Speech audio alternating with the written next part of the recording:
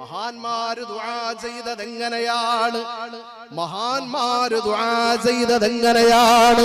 അല്ലാഹുവേ, നീ എനിക്ക് മരണം തരുന്നെങ്കിൽ അത് മദീനയിലാക്കണേ അല്ലാ.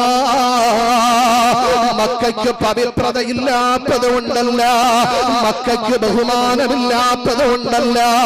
ലോകത്തെ ഏറ്റവും സുന്ദരമായ നാടേതെന്നറിയോ? അല്ലാഹുവിന്റെ ഹബീബ് പറഞ്ഞു തരുന്നു, അത് മക്കയാണ്, മക്കയാണ്, മക്കയാണ്. ആ മക്കയിലല്ല മദീനയിൽ മരണപ്പെടാന് മഹാന്മാര് കൊതിച്ചതെന്തുകൊണ്ടെന്നറിയോ? അവിടെ കിടന്നുറങ്ങുന്നതാരാണ്? ആ മദീനയുടെ മണ്ണിൽ കിടന്നുറങ്ങുന്നതാരാണ്?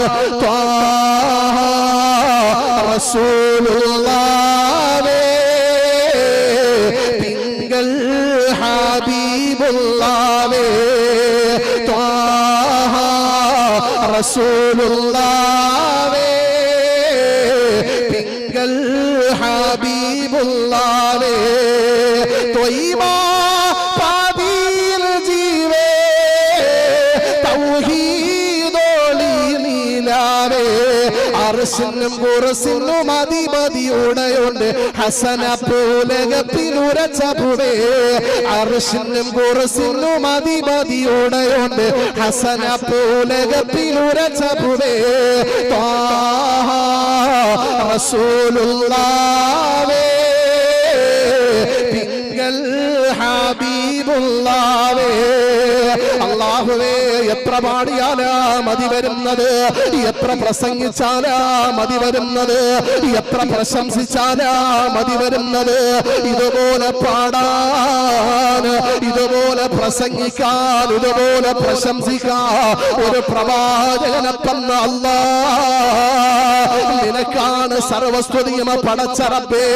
അങ്ങനെ നമ്മൾ കാണാൻ ആഗ്രഹിക്കുന്ന, ബഹുമാനിക്കുന്ന, ആദരിക്കുന്ന, ഇഷ്ടപ്പെടുന്ന ലോകത്തിന്റെ നായകനില്ലേ നബി മുഹമ്മദ് മുസ്തഫ